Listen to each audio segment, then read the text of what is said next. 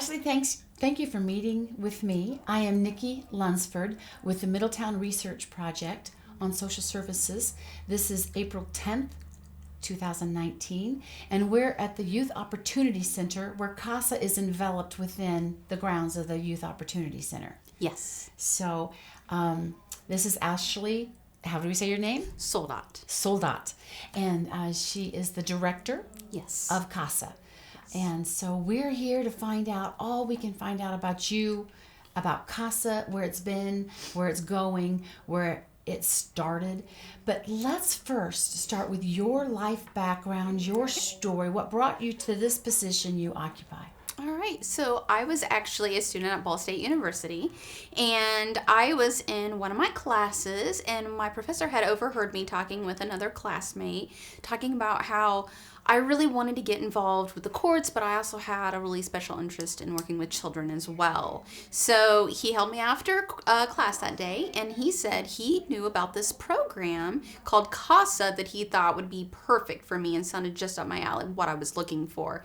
And it just so happened that he knew somebody who was working there that'd be leaving, and maybe I could even get in as a staff. So within that week, I was connected with the then director and got right into CASA training, and within about 2 months, I started as a part-time employee as a clerical staff at the CASA program. And that was all the way back in 2004. Amazing. So what 15 years has done for you. Yeah. So you started in as a clerical... Just assistant for the program. It was just a 2-person show. We had the full-time director, and then we had me. Interesting. Yeah. And so your caseload then was? We probably had maybe 30, 40, 50 families. It would range back then, but a relatively, small caseload. Well, that's exciting that we've got 15 years to talk about. You really, yeah. So how have the services your organization provides changed over the past 20 years? I think the biggest change is the number of children that we are serving nowadays as compared to when at least I first started, which was relatively small. So in 2005, this has a lot to do with it, there was a new law that passed that said that every single child that was made a ward of the state, which is called a CHINS, a Child in Need of Services, had to be appointed an advocate with the CASA program or a guardian ad litem. Now, a guardian ad litem is just someone who does the work of CASA, but they're paid. So they may be an attorney or a staff member of a CASA program. But the law said every single child that was a ward had to have one. And so that right there immediately changed, our scope of who we were working with, because back then it was only certain kinds of cases or just the really, really nasty ones, but now we had every single one of them, and we had to try to figure out how we were going to manage that and cover as many kids as possible. So we definitely grew our volunteer base over the years, but we could never catch up the number of kids that were coming into the system. I would say maybe in 2012, we were filing around, 175 cases, maybe 200 at the most a year. And then that same year, we had a local pain clinic that was taken down, and the doctor was arrested. And then, at least from my perspective, this was like the beginning of the end.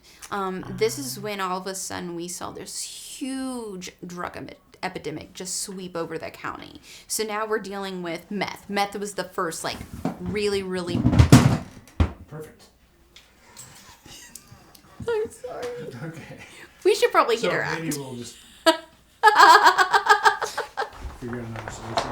Yeah, we can kick her out. It's fine. Would she go in her cage? Yeah. No. She will, but she likes going out there just as much with her people. Go on, Frankie. Frankie, you want to go out, sweetie? Go on. Now she'll come scratch on the door. No, she will not. I want to come in.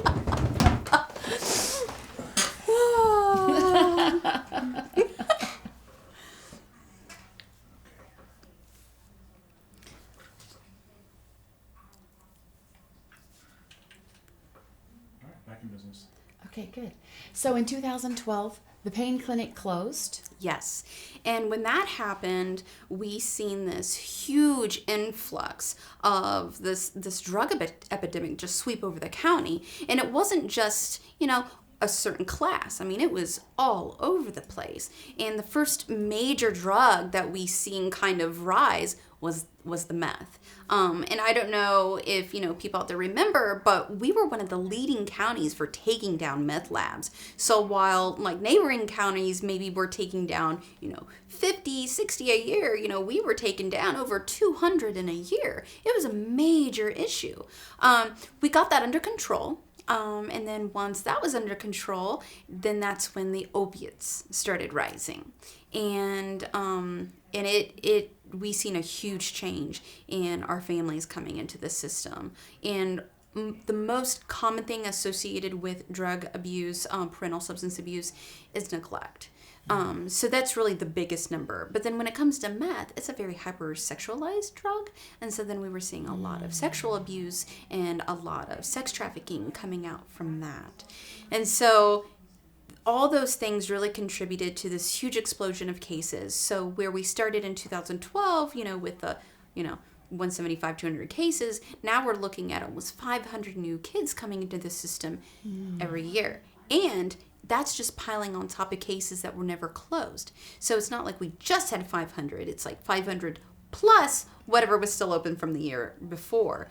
And so I would say 2017 was probably our worst year because we were right there around that 500 mark. We've improved a little bit in 2018. We didn't quite get that high, but it's still at this level that nobody was really prepared to handle. Nobody had the resources or the staff or the funding to really be able to handle this amount of people that were in the system. For our program, we had 2 full-time people. I was able to get a third one this year, and then we have part-time people that are kind of temporary. It's kind of a revolving door because, we can't offer that many hours, that much money an hour. We got county who is trying to balance the needs of the sheriff's department, which obviously that's another increase too. And we've got money that's got to be funneled to the prosecution office because the drug epidemic affected them too. So it's like the county's been in a really difficult situation trying to figure out, how to spread this funding as evenly as possible so everybody can take care of the population that they're trying to serve. And so our numbers have definitely changed, and it's 100% because of the drug epidemic. How do these children, how do these families get in the system?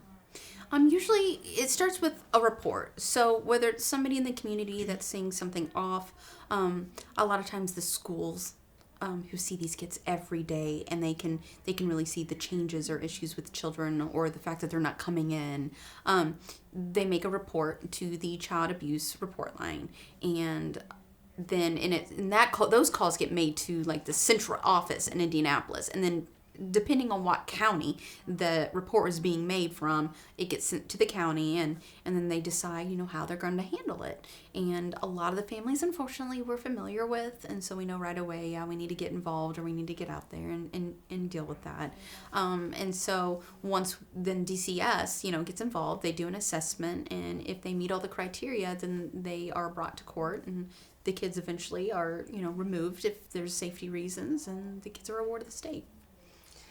What about the children who are not in schools? We know that whole lower south side of Muncie doesn't have childcare, and that they're just with grandma or an aunt or a neighbor. How do we protect those children? It's very difficult. Those kids that are 0 to 3 are such a sensitive population. They're very, very dependent on their caregivers, and yet the caregivers sometimes have a lot of issues that they're not able to, care for themselves, let alone, the young ones in the home. Our hope is that community members step up if they see something off, or even family members. Unfortunately, sometimes they've got to put that child first ahead of maybe, their daughter or, whoever, that they don't want to get in trouble, but it's not about getting people in trouble. I think that's something that people misunderstand. The Department of Child Services is not a punitive service. They get involved because they want to help you become independent. They are the ones that pay the bill for the services your family needs. There's a lot of families where, maybe people didn't graduate high school or they're not very literate.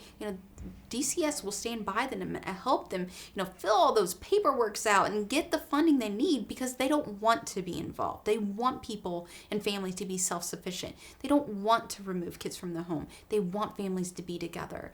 And so I think people have this fear of DCS mainly because they don't want them in their business, but really it comes from a very genuine place of wanting to be there for the families. Mm-hmm. And I think the other side of that is some families don't want the help. Drug addiction is so powerful. They don't want to get better.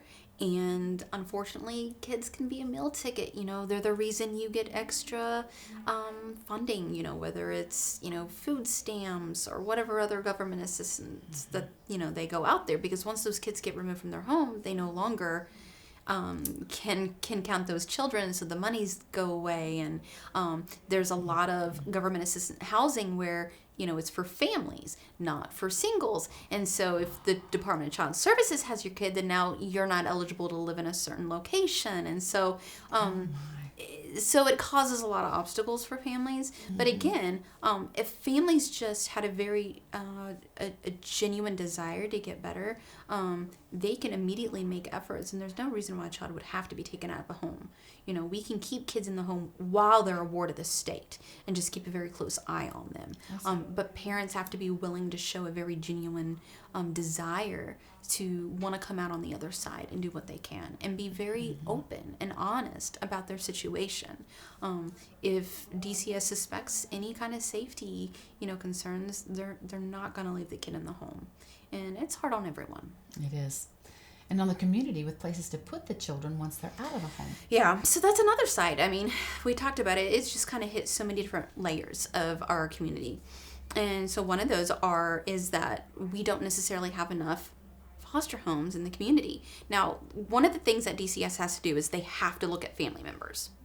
But when we have these generational substance abuse issues, it causes problems. So, you want to go to grandma and put placement there, but if grandma has a drug problem herself, that's not appropriate. Mm-hmm. And if family members have criminal backgrounds that don't qualify for placement, then that's an issue. So unfortunately, we come across so many barriers. And so then, okay, so now we got to look at somebody who's in the foster system that maybe isn't relative, but then there's just not enough. Mm-hmm. And the ones that we have, I say we have two very defined groups.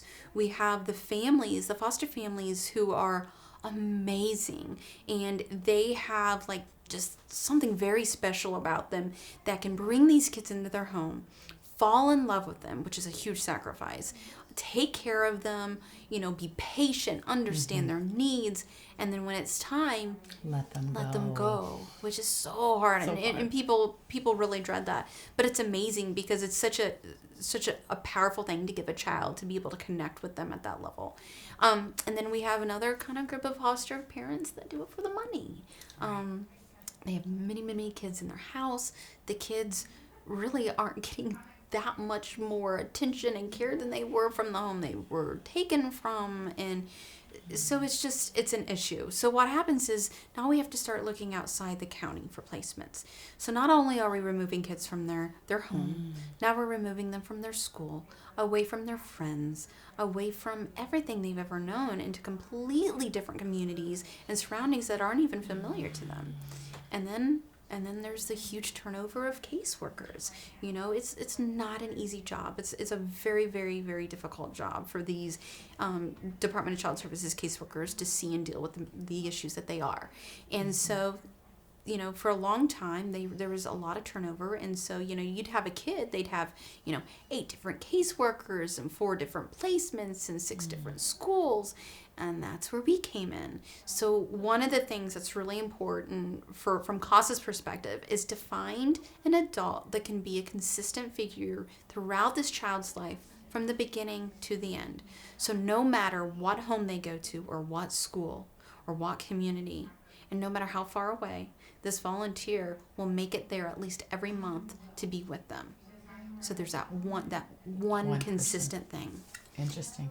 Yeah. You mentioned DCS, Department of Child Services, and that is the newer name. Yes. Because a couple of years ago it was CPS, which you also slipped in there. So why did it change names? People still say CPS, and I know that they mean DCS. But tell me about that. And I say CPS a lot just because it's such a familiar language. So it was forever. Yeah. Was it about a year? Right. It's been a while. Before that, there was like family services, and so they've gone through a lot of different name changes. I would say CPS is more of a functional name. You say CPS or Child Protective Services, you immediately know, okay, that's what they do. So I've just kind of built that into my language when I do speaking engagements with the community, so people actually know what I'm talking about instead of trying to educate them on every single acronym. Because when it comes to the state, there's a lot of acronyms. So you don't want people to get lost in translation when you're trying to communicate kind of a bigger picture. When they're scared anyway. Exactly. Some of our stories aren't always the easiest to hear. So before 2005, did CASA exist? Absolutely. So CASA has actually been around since the late 70s. It started in Seattle, Washington, by a judge who kind of noticed that he was making these huge decisions about these kids' life and wasn't really comfortable with the amount of information he had to be making these decisions. Beautiful. So he kind of created his own training program and started bringing in community volunteers and taught them, like, okay, this is what I need from you. I need you to go out in the community. I need you to get to know these kids. And then I need you to tell me your recommendations from your perspective. And so from there, it just kind of grew. It came to Indiana in the late 80s, and by 1991, Delaware County had sworn in its first volunteers. Okay. So our county has been around since about 1991. There are still a few counties within Indiana that don't have a volunteer-based program. They rely on the guardian ad litems, like the attorneys, to cover that legislative mandate. But we've been around for quite a while. But like we talked about, it has changed a lot. From needing just a few volunteers to cover a few families to now we could probably use another 150 volunteers to have enough volunteers to serve every single child. What do you think you need more? More foster parents or more CASA volunteers? They play such a different role. What's the first need? Oh, man, it's so balanced. That is such a difficult question. I mean, right now, at least every child has a placement, whether it's ideal or not. So I would like every single one of those children to have an advocate, to be fighting for them.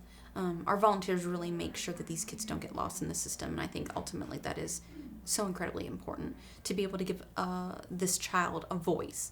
Because something that a lot of people don't know is that before the age of 14, these kids don't go to court. So the judge doesn't even know what they want or who they are. And so if a volunteer is involved, we can do two things. We can tell the judge exactly what the child wants and what their wishes are, which is very empowering for a child. And then we can also tell them, what our recommendations are. So, for instance, a child might say, I really, really want to go back home to mom. And we'll tell the kid, we'll make sure the judge knows that. And so we'll tell the judge, this child says they really want to go back home, but we don't think mom is ready yet. So we can give both sides. And I think kids it makes them feel a little more in control of a situation which they are very out of control in. Very out of control. Yeah, because it's an adult world and they're just kind of being shuffled around in it.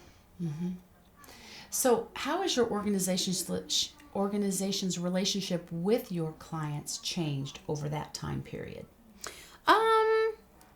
Well, because we've had to increase our staff, I mean, just our the way we function. Our clients for the program are really our volunteers. That's who we're serving, because it's kind of layered. We serve our volunteers serve our children and families. So as far as for our volunteer side of it, I think nowadays there's more cases where we have to be almost hesitant and putting a volunteer on because of some of the areas that I have to go into, because of some of the problems. I'm sure you've seen there's a lot of increased crime in the community because so many of our cases are revolving around drugs. I think there's a lot more hesitancy on the part of community volunteers to get in the middle of that. There's no security. Now, I'll say at the same time, we've never had an issue with safety with any volunteer. It's never been a problem. But I think it's just a very intimidating kind of lifestyle for volunteers to get in the middle of. And so it can be hard. It can be hard to keep volunteers, keep them for long, or even get them in the door to begin with. So that's probably one of our bigger challenges, is just trying to find the balance of serving the kids and yet still having volunteers that are comfortable doing what they need to do a good and complete job. Interesting. So what are the key goals of your organization? So our goal is to find a safe home and a permanent home for a child as quickly as possible. That key word being quickly.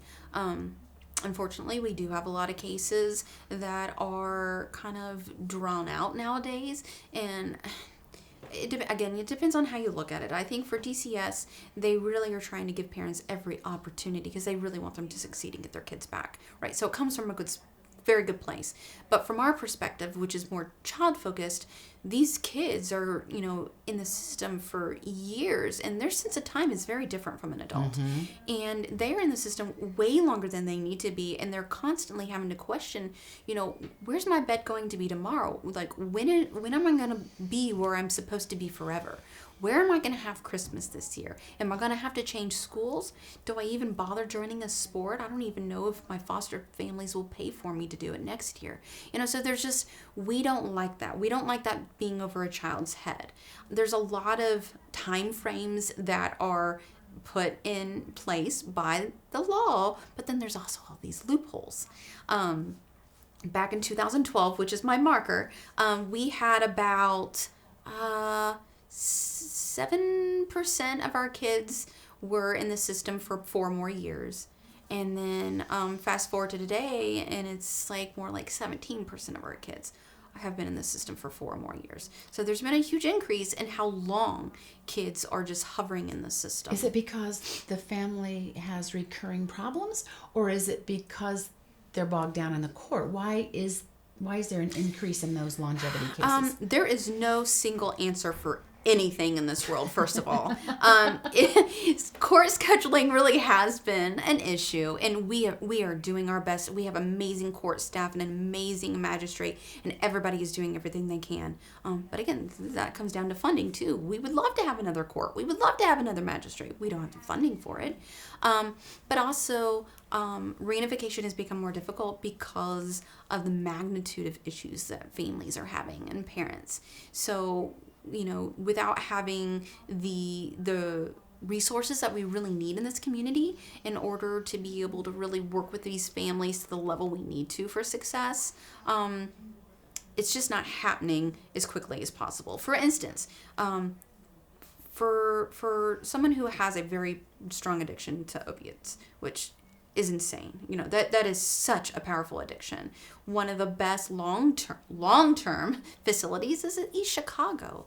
But then you got to put somebody on a wait list. And, there's just that kind of addiction requires long-term care and really out of the community if possible. But we just don't have it. It's not here. We don't have what we need.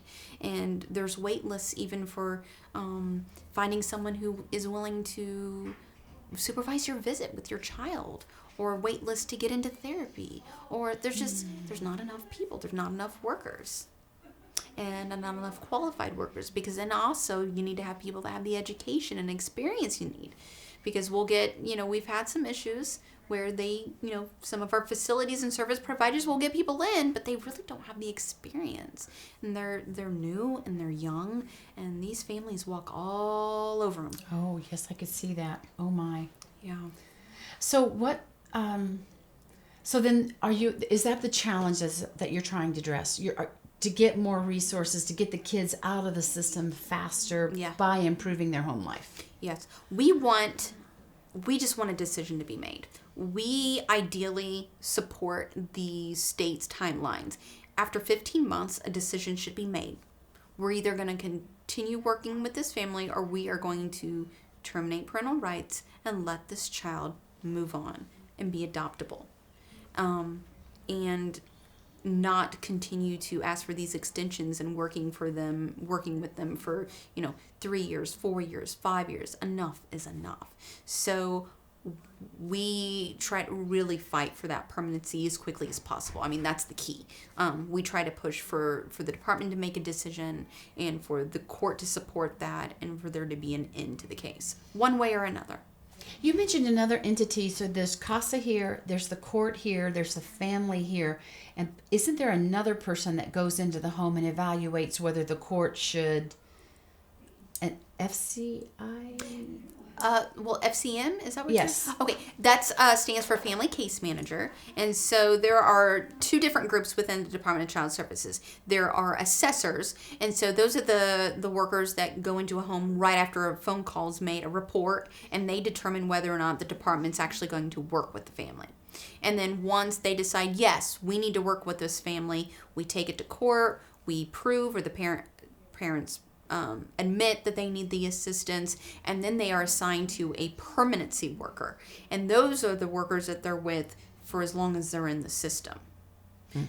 So that's kind of the two different things. Now, from there, these case managers with the Department of Child Services are the ones who kind of coordinate all the different providers that are going to be in this person's life. So the home-based case workers through like Meridian Health Services, or the other health providers in our community, or who's going to do the supervised visitations, or who's going to do the therapy, or who's going to do the substance abuse assessments. So they make all those decisions. So there's a lot of people in these in the family's lives, and it's not easy for the parents to balance. We understand that. At the same time, we're also expecting them to have stable housing and a stable job. And so there's a lot of expectations. We completely understand that. But when it comes to the court, there are 3 parties to the case, and that's the parents and the Department of Child Services and CASA. CASA is an actual party to the case. So we can file motions and petitions with the court. We can cross-examine witnesses. We can write court reports. We have that same power basically as an attorney. Only we are not attorneys, but we can do all those same things, and that's the power behind us being able to fight for these kids. So that puts the CASA volunteer in that role. Yes. How extensive is the training? It's 30 hours, and so we have 5 weeks where they are with us once a week. Throughout those 5 weeks, we work with them 3 hours a night, and we go through training. At the same time, they're going home and doing about 3 hours of homework before the next training session, and then we have 3 hours of kind of on-site work where they work one-on-one with their new supervisor. They do court observation. And really, all of that is exposure to this world. You really learn once you take a case, because you're learning all this stuff, but you don't really have anything to connect it with, because this is all so new. And so once they take their case, our staff works really close with them. We are available to answer questions or go with them. Our office macro manages these cases. The volunteers micromanage their case. It's really their show. It's really important to the courts that the information that's being brought to them is through somebody who's just using, just common sense, who isn't jaded in this world that is so easy to become jaded in. They just want somebody that knows that child well and that can give them an honest opinion. Our staff does not change a volunteer's recommendation. We might educate them and help them formulate it and make sure they're making recommendations that are within the purview of the system. But that volunteer is in charge of that case and what gets brought to the court. That's a lot of power and it a lot of is. responsibility. And it can be intimidating, but so that particular system that you just described, those challenges, have those changed over time? Yeah. What changes is policies of the Department of Child Services, and then we have to adapt to those. True. So, when I first started, the Department of Child Services were basically never wanting to put kids back. They were really holding on to them. They just had a different way of working. They were super connected and bonded with the families and the kids, and they were out there in the field, and it was just so different. And CASA's like, put those kids back already. They've done everything.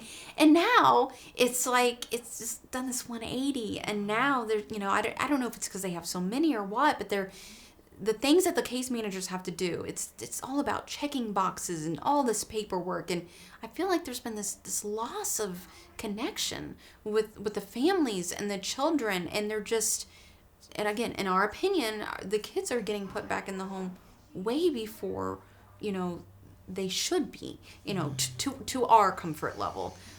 So now we're on this side of the fence that's going, whoa, wait, no, not yet. Just give it more time. Interesting. So it's just changed. Yeah. And it's, again, came down to policy. Mm-hmm. Okay. What, in your view, are the root causes of those challenges? It's the drugs. Mm-hmm. It's the drugs. I don't think our legislature has an accurate view of what's really going on in these communities. They get reports of the numbers, but I don't know if they're taking into consideration for every statistic that they're handed. They're so subjective. Like how an agency chooses to define, each situation really affects how those statistics come out. Mm-hmm. And I would love to get our leaders into our courtrooms and see these families, see what we're dealing with, one-on-one. I think if they had a real accurate picture of what was happening, I think things might be handled a little differently. Interesting. Yeah. So what challenges have you had in finding staff and expertise for your organization? Yeah, so it does take a while to become proficient with this work because there's so much to learn. And 15 years later, I'm still learning things, and I'm still trying to catch up with all the changes in law and policies and all that. So we traditionally, we had just the director as full-time. In 2007, when I became a volunteer coordinator, is when we got our second full-time position. And then just this year, I was able to get a third full-time person. All my other positions are either part-time or grant-funded. And so there's a huge revolving door there because, people need health insurance. Yeah. People need stability. And so having, never knowing if that person's going to be able to stay or, I can give them enough, then we have to constantly refocus on training, putting all that time and energy into training someone new. And so it's been a real challenge. I mean, I will say that every person who's ever come through this office has been amazing. We've never had a person in this office that isn't completely compassionate about our work and our mission. But it is difficult because people still have families and lives. So it's an ongoing challenge. We're right now trying to work on, beefing up our board. We have what was traditionally an advisory board. We're now trying to switch it to more of an auxiliary board and trying to get a group of people in the community that will serve on this board that will help us with nonprofit funding. So our board has a 501c3, and so there's a lot of monies out there that can be obtained through that versus a county government program to help us kind of grow from another side. So we're trying to be creative. There's been some programs with the state that they've supported us creating in order to kind of compensate for not having enough volunteers. We recently hired 2 new staff members, and their job, it's called a child home and school visitor. So while these kids are on the wait list for an advocate, we at least have these staff that are going out there and seeing as many kids as possible on a monthly basis. So we're kind of trying to highlight these high priority cases, is what we call them, by using this assessment tool that the state helped us create. And we make sure we're putting eyeballs on this kid until we can get them an advocate. And so that has allowed us to serve over 100 kids that we normally would know nothing about. Amazing. Mm-hmm. just amazing. Yeah, so we're just being creative and doing what we can. I tell my office we just have to constantly redefine our success. What does it mean to be successful with what we're able to do? Because it's very difficult to walk around feeling like we're not doing enough, but we are. We are doing so much, and we have to kind of keep that perspective. It would be seen like you were just hitting your head against the wall. Yeah. You're never getting through. Yeah. So what challenges have you had? Now let's move on to your budget. You mentioned a little bit about grants and trying to get non-for-profit money. Mm-hmm. So what's your budget and what are the sources of your funding? So we are a county program, so we get a little over $100,000 from them. Our money that we get from the state is completely connected to how many CHINS cases we get every year, or child abuse and neglect cases. Yeah. And so we got about right around 72, 73 this year. And then we had money from past years when things weren't so crazy, leftover funds from years that have just kind of built up, and we've been able to use little bits of that. So we had about $20,000 in there. And then the state has been able to come up with these called capacity building grants, and I think we were awarded about 30 from there.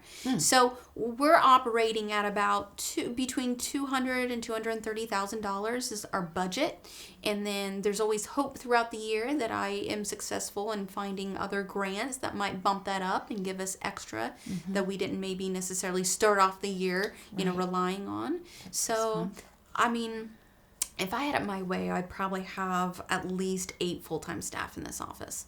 So I got a long ways to go. Yeah, and then, of course, if I get those staff, then I need a bigger office and I need more equipment, then everything just kind of happens. So. So right now you're in the Youth Opportunity Center. Yes. Do you pay rent? Are they just glad you're here? Tell me a little bit about because I know that there's a juvenile court here. Yes. And many people may not know that. So can you tell us why you're here, how that works for you, and how this helps the children and the families? So the Youth Opportunity Center was created a long time ago, and the hopes was that it would be like a fully comprehensive area where all the child services in the community was. So this is where our Department of Child Services is. YOC is also, of course, a youth opportunity a residential center for our kids. The building we're in actually houses the delinquency center, which is, the kid jail. We have the juvenile probation office out here. We have CASA out here. The ownership of the land is kind of weird. There's I think YOC is in control of it, but then there's contractual agreements with the county, so we don't actually have to pay rent for our current office space because of that relationship that the county has with the Youth Opportunities Center. And so right now we have a lot out here, and we've got our juvenile court, and I know there's a lot of talk about the new the new court building. We're going to stay here. We'll be here. So this will continue to be kind of a place where all those child services are. I see. So how do you gain access to the sources of financial support? You said grants, and then do you get some from United Way? Do you get anybody just writing you a check? Every once in a while, we do have just individual donors. What maybe is from a club or something like that. In the past few years, I have created this ordinance within the county that allows me to actually receive donations. Oh. So I do get those. And in fact, one of the biggest things that we're funding right now is our courthouse facility dog program.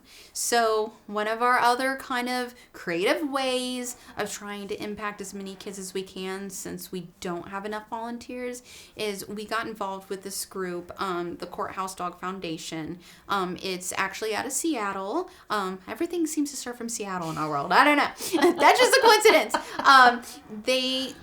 They were working with schools for dogs where they were working with dogs that would be going home to someone with a disability. They started working with dogs that would go home to facilities and work with large populations. So instead of working one-on-one with somebody, they were trained to work with many people and to have handlers. This maybe about, I don't know, in 2008 or so, one of the first CASA programs out west obtained a facility dog and started using it to work with their population of kids. And so a couple years ago, I showed just a little bit of interest in doing this, and our judge said, go for it. So she's a huge lover of dogs. Our magistrate was all on board, and we have an amazing judicial staff, and they are very progressive and supportive of let's do what we can. And so they gave me the green light, and I just went for it. The first thing I did was I went to this conference where these people from all over the United States went that already had a dog.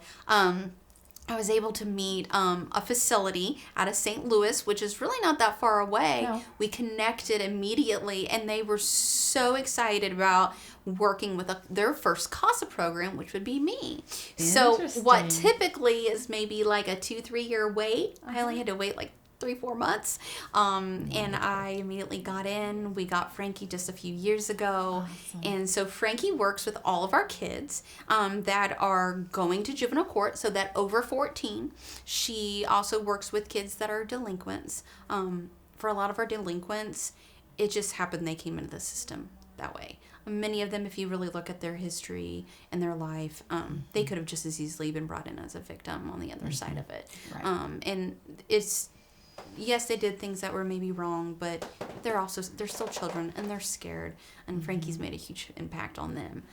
We also work closely with our Child Advocacy Center, where our police officers do child forensic interviews. So when they are working to a case that involves maybe physical abuse or sexual abuse, they interview this child in a very friendly, interview area at our Child Advocacy Center. And every once in a while, they'll give us a call and say, hey, we got a kid here. They're a little scared. They're worried. We think Frankie might be, helpful. And so we'll bring Frankie out there, and there's only 2 people allowed in those interview rooms, but Frankie's not a people. So he's allowed. So Frankie She's allowed. Yeah, so she'll lay next to the child while they tell their story of what happened to them. And we've been a part of some pretty amazing situations and stories with Frankie, and we've been very grateful. She very, very quickly showed her value when she kind of, arrived in our county. We've also been able to use her in times like when we maybe notify a child that their parent has OD'd and passed away. Unfortunately, that's an issue here. And that's more recent, isn't it? Yeah. Since the 2012, that came right along with it. Yes. So that's a big change. Yes. So we've just been really creative. Anytime a child is confronted with a situation that can be typically scary and they may need that extra layer of support, in comes Frankie. So whether or not they have an advocate or not, this is just a service that our program provides anywhere for a kid that's in a situation with court. We've also been involved with criminal cases. Frankie has sat with some kids when they had to testify against their perpetrator. And it was a pretty amazing experience too. When you see people just so terrified and scared and stressed, and within minutes of being with Frankie, smiling and laughing. It just makes such a huge difference. But the other part too that we never really anticipated is how it impacted the professionals. When Frankie doesn't go to court, people are genuinely upset. Where is Frankie? Every once in a while, one of her handlers will take her over to the Department of Child Services and just walk her around the cubicles, let people smile and pet her. Within minutes, people turn into children. They're rolling around on the floor in the middle of court, or in an office or something. So it's been a great way to connect with people and the other professionals, to give them an opportunity to smile about something and just relax for just a second. It's been great. Frankie has a couch in my office, and often, if a staff or a volunteer has a bad day, well, in comes, the volunteer staff, and they sit on that couch and they pet Frankie, and, they tell Frankie their woes, and, they smile, and it's been nice to do that. And I think that's just what we got to do. We just got to be creative in our world. All of us that are working with these populations, what can we do? Think you get another one? I definitely want to keep it going. So it's just so hard to imagine not having her now. Right. Because there's just so many ways we've found to use her. I guess I meant, do you need 2? Oh, do I need 2 at the same time? Not until my staff is bigger. There you go. Yeah. All right. Not until then. And we're actually also working on a children's book. too right now. Oh. And so our hopes with that is that we'll write this book, and I got a couple grants to publish the book. And then once we write that, we're hoping to get into schools and libraries and basically try to connect with kids before they ever have to use her in a situation, so they know that resource is there and available. And when they see her, it's, oh, that's Frankie. I remember learning about Frankie. You know, again, just take some of those barriers down. So it maybe makes things a little easier for them. Right. Yeah. So how is your organization impacted by local, state, and federal regulations? You mentioned policies change. So Yeah, so I am a county agency, so we have our local court and county regulations and rules. We have our state laws that govern the types of cases that we work with. Federally, we don't really have a lot to do with. Now, there is a national organization, but they're really more for support, training or campaigns, and being a member of them, you can use the logo and things like that. But we really kind of are centered more with the local and state rules and regulations. So Indiana has its own rules then that are different from Illinois and Michigan and Ohio. Yes. And yes, Indiana tends to be a conservative state. Yeah, again, this is all perspective. In our opinion, our state kind of has the rights of parents are just a little higher than the rights of the child. In some states, it's a little more balanced. But it's not that I don't understand. Like, people have the right to be a parent. People have the right to be the kind of parent they want to be. But again, it's hard from a person coming from an agency that is so child focused. I just, I would want that child to have more of a right and say. I've seen kids be forced to go back into a home that they've begged not to go back into. So those kinds of things just really influence how I see the way things are now. Sure. But that would help with getting the legislators here so they can see where those children are going back to. As a teacher, I've seen some of those places. Yes. So do you have any connections to particular local faith communities? We have a lot of churches that are very mission driven that we will just kind of get a group of volunteers from. We don't have any particular connections with any of them. It's pretty broad. We've done a lot of speaking engagements with, various ones, or there's some out there that we just haven't had a connection with yet that I know we haven't tapped into yet, and I look forward to, discovering those and getting involved with those. But that is, definitely an area of the community where we get a lot of interest from. What about other organizations in general? Community connections. Community connections.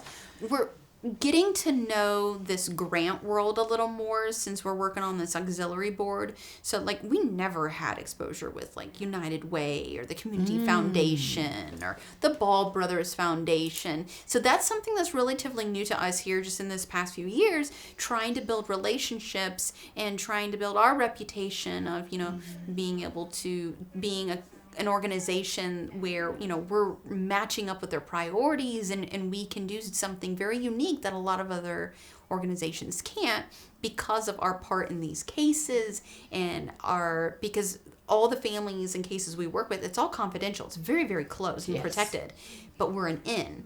So I think we are a very unique way of being able to impact that population. And so because we're kind of being creative with this new board, it's allowed us to kind of, grow our support system like that. Interesting. Yeah. So many things to do. So many. Yes. So much time. And so little people to do much it. in day. Right.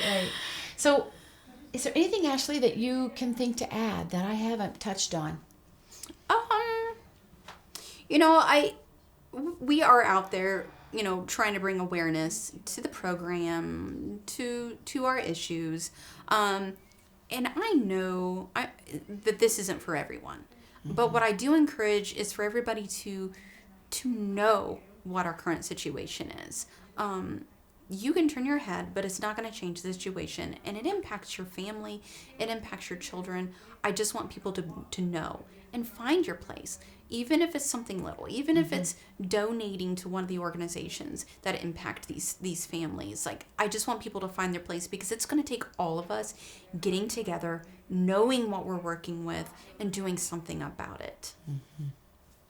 Well, thank you very much for You're your welcome. time. You're I welcome. appreciate it. And this is Ashley Soldaat with CASA, Child Appointed Court Advocate. Yes. Right? Court-appointed special advocate. Court appointed special advocates. There you go.